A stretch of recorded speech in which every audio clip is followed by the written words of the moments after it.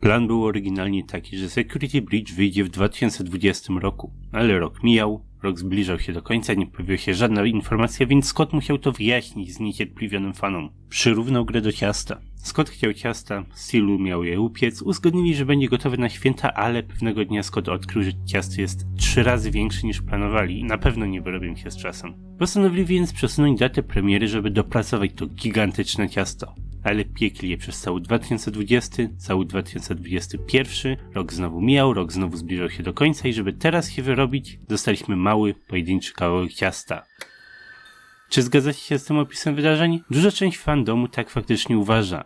Cóż, według mnie nie jest aż tak źle.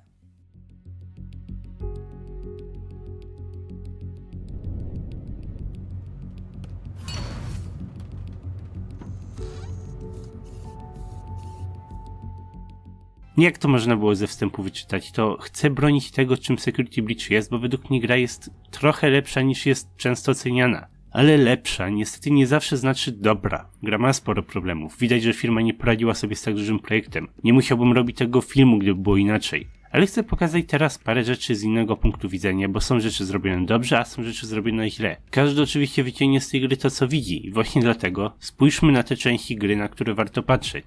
Bo największym problemem Security Breach jest wycięty content. Na przykład trailery pokazują dużo rzeczy, które do gry nie trafiły. Niektóre z nich wydają się być wciąż istotne, a w ogóle nie zostały przedstawione. Uważa się, że gra była zbyt wielka i dużą część gry ostro zmieniono, żeby tylko wyrobić się na czas. Bo w samych zmianach nie ma jeszcze nic złego, czasami dobrze jest zrezygnować z rzeczy, które nie działają, nie są ciekawe, czy ciężko je przedstawić, to często zabieg w dużych grach. Nawet dobrze przemyślana mechanika może zostać usunięta, jeżeli słabo się łączy z resztą gry i to się zdarza. Ale nie to się wydarzyło w przypadku Security Breach, bo dobre pomysły i ciekawe rozwiązania mogły zostać porzucone, żeby oszczędzić czasu do premiery gry. Coś zupełnie innego niż takie spokojne, przemyślane zmiany. To oczywiście wszystko jest spekulacja, bo nie mamy żadnego komentarza oficjalnego z samego Steelu, więc nie traktujcie tego jak jakiś niepodważalny fakt. Ale tak czy tak, przypisywanie fabuły w trakcie tworzenia gry jest dosyć trudne, bo zmiana jednego wątku może mieć wpływ na zupełnie inny wątek. Powstają w ten sposób błędy logiczne, dziury fabularne. Problemem są na przykład słowa Grzesia o porwaniach. My o porwaniach wiemy, a oni niekoniecznie. Słowa z zakończenia nie mają żadnego kontekstu i powinniśmy byli się dowiedzieć czegoś o porwaniach, a tak się nie wydarzyło i ten dialog do niczego nie zmierza, stąd mamy dziurę. Można też powiedzieć, że niektóre zmiany wpłynęły na rozgrywkę, na gameplay. Pliki gry i trailer sugerują, że gra miała być na czas. W starej wersji gry Freddy mógł wejść do ładowarki tylko jeden raz na godzinę, dlatego działał bardzo długo na jednym naładowaniu, ale musieliśmy oszczędzać ten prąd i brzmi to na fajną mechanikę. Obecnie czas mija wraz z tym, jak wykonujemy zadania. Nie jest to nic złego, po prostu inna mechanika, ale z tego powodu ta stara mechanika nie działa już. Firma musiała zniszczyć trochę Freddy'ego, bo był zbyt silny, skoro możemy go ładować w kółko, więc rozładowuje się szybko. Zdecydowanie za szybko, co dezorientuje ludzi. Znacznie lepiej działałoby to z tym właśnie limitowanym czasem. Z zakończeniami jest trochę podobnie. Czuć, że są dosyć nijakie, nic nie robią, idziesz, klikasz guzik, cutscenka i tyle. Wyjście głównymi drzwiami jest zupełnie bez sensu, bo po prostu Wani wygrywa. Ale byłoby inaczej, gdyby w grze istniała presja czasu. Celem gry jest śpieszyć się i przed godziną 6 znaleźć drogę ucieczki, bo godzina 6 to koniec gry. Gra mówi nam, że ładowarki nie działają, księżyc nas zgoni, musimy biec do wyjścia, ale jak już tam dobiegniemy, to nagle możemy się wycofać i gdzieś indziej.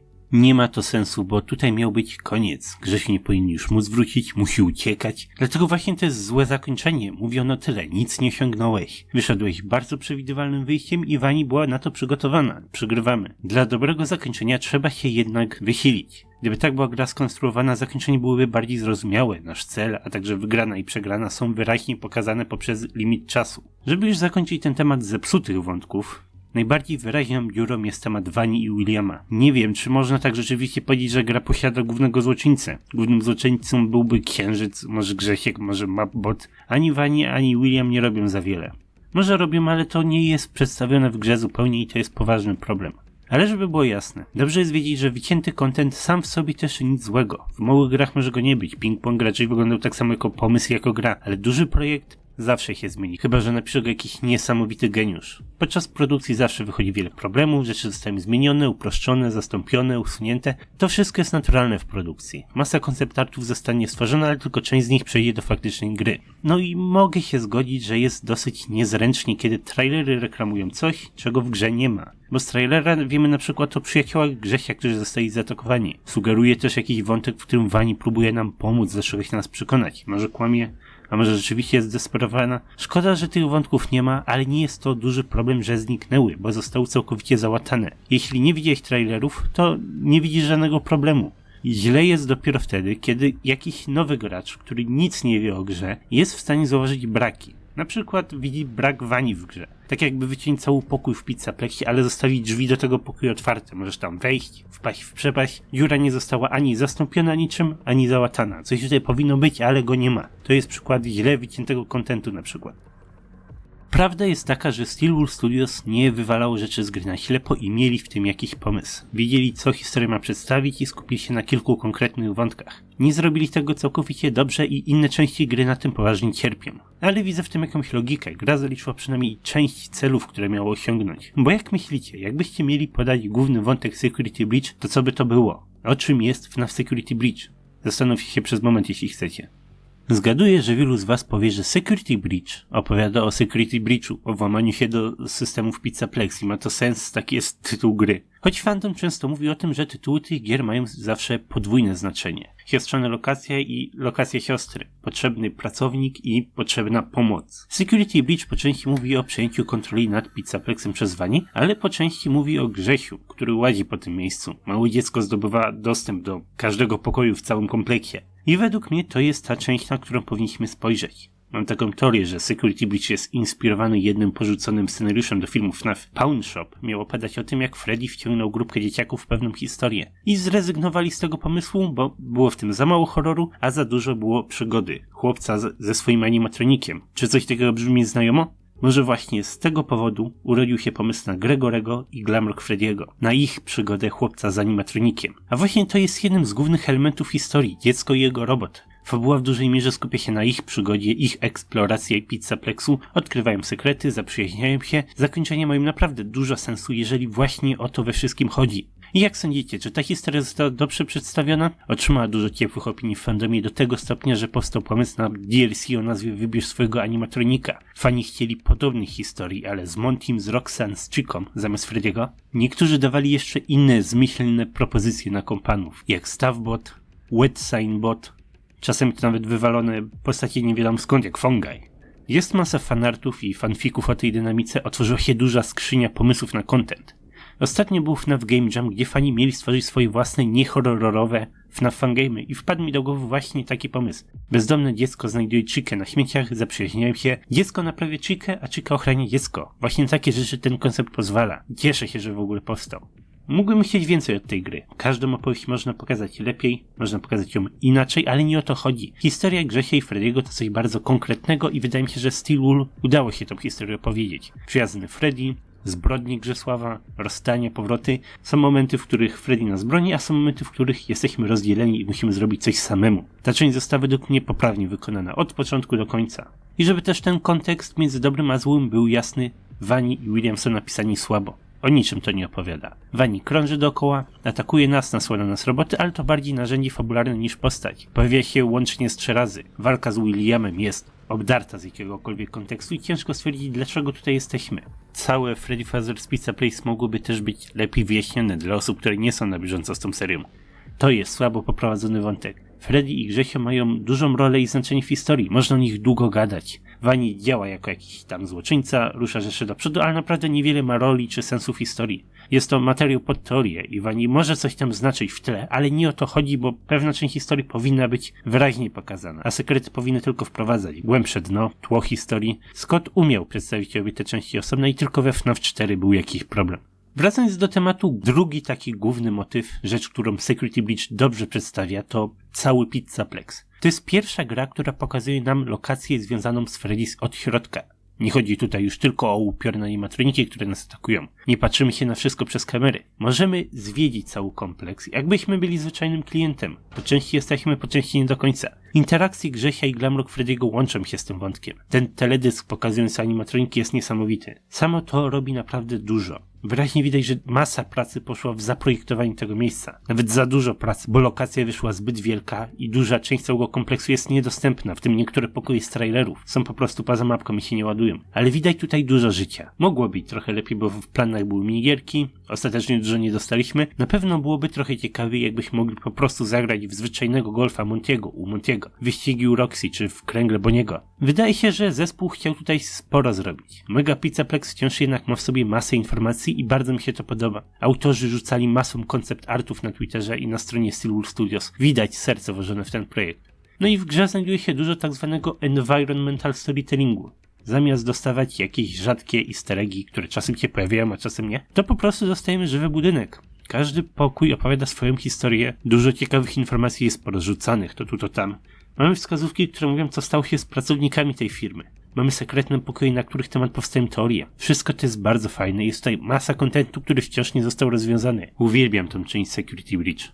Nie powiem tutaj nic odkrywczego, ale na pewno zespół chciał stworzyć FNAF-a, jakiego jeszcze nigdy nie było. No, każdy deweloper by chciał, żeby jego nowa gra była nowa. FNAF 2 jest inny niż FNAF 1, ale akurat Security Breach miał dużo powodów, żeby to był ważny cel w tej produkcji, bo to pierwszy FNAF z prawdziwym free roamem. Wyłamujemy się tutaj ze schematu siedzenia całą noc w jednym miejscu. Do tej pory mieliśmy tylko pojedynczy poziom Help Wanted, oszukany free roam w Sister Location. Steelwool mogło pokazać tutaj coś zupełnie nowego. Powstała gra free roam, która jest inspirowana FNAF-em.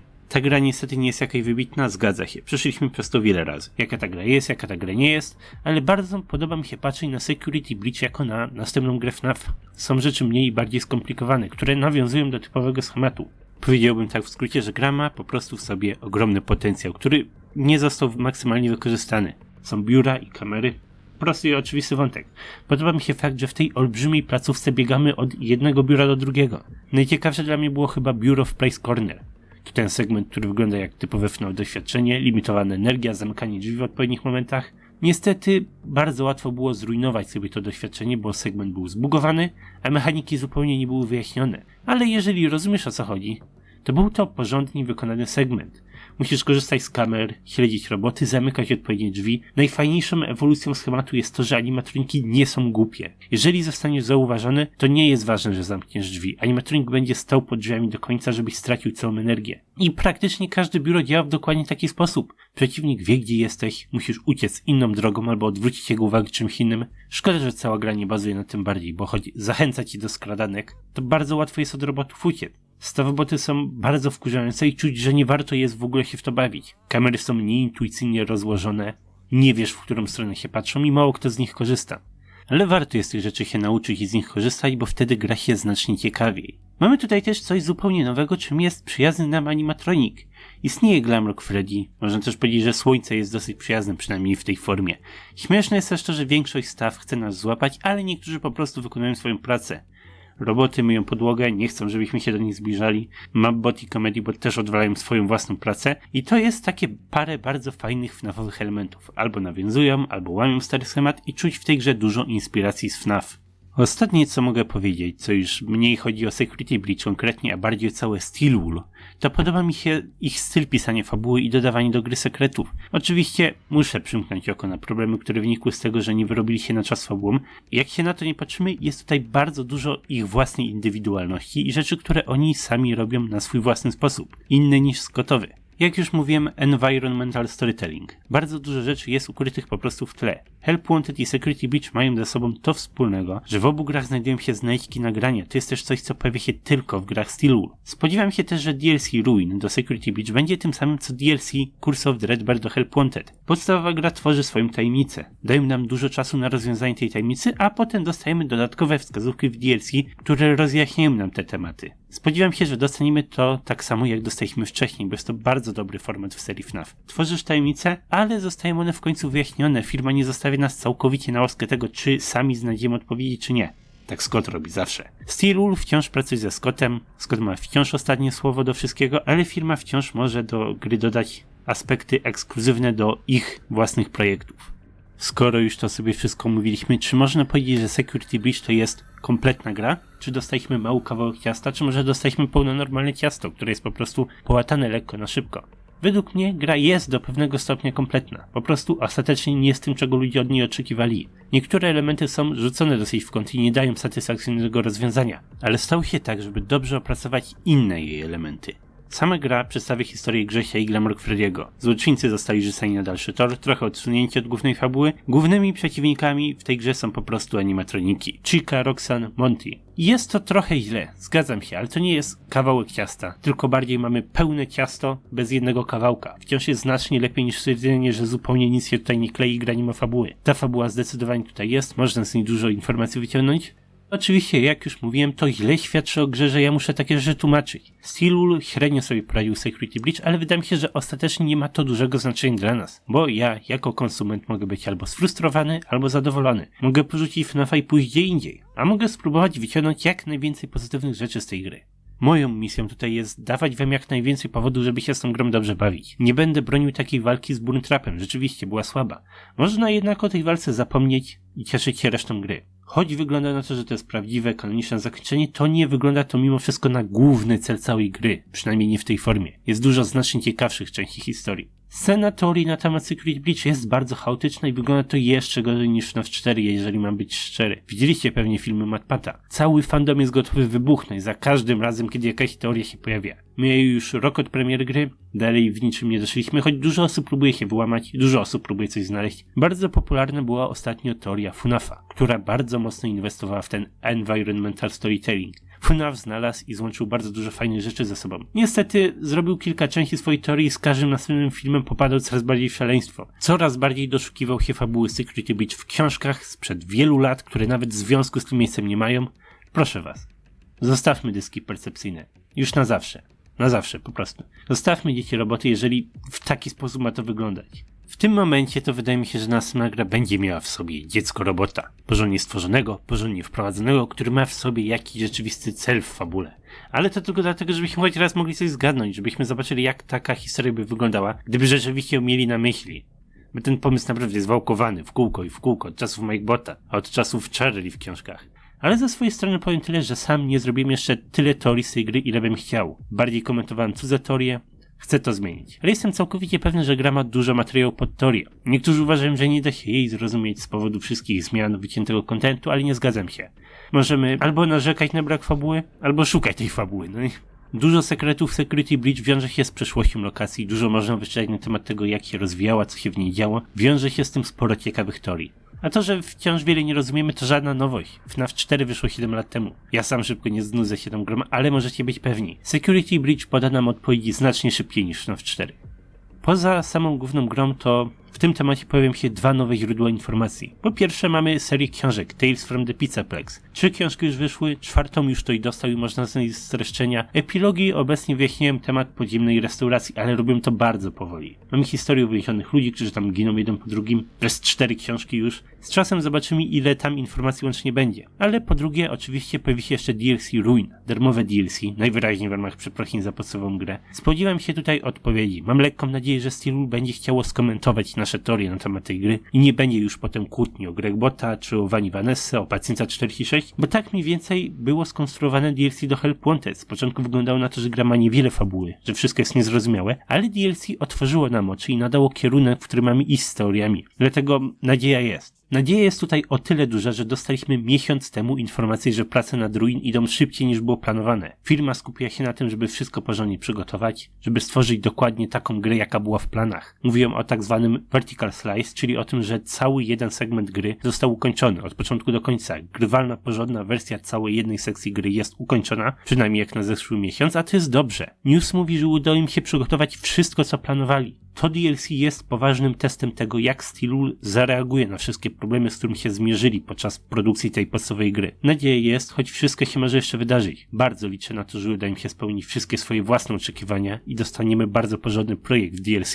Ale już kończąc, podsumowując cały film, mamy dużo powodów, żeby Security Breach nam się nie podobało jako gra. Obiektywnie ma w sobie masę problemów. Krytyka jest całkowicie usprawiedliwiona. Dobrze jest mówić o tych problemach, żeby nikt nie myślał, że dobrze jest wypuszczać zepsutą grę na premierę. Ale subiektywnie bardzo dobrze jest skupić się na dobrych częściach tej gry. A Security Breach ma dobre części. Jest przygoda Grzesia i Freddy'ego, jest przyjazny animatronik, który nie próbuje nas dojechać. Jest cały Pizzaplex do zwiedzenia. W grę weszło wiele pracy, dobrze jest zwrócić na nim uwagę. Nie zmarnujmy tego wszystkiego tylko dlatego, że gra ma swoje inne problemy i inne niedokończone części. Co kto zadecyduje, to będzie osobista opinia tej osoby.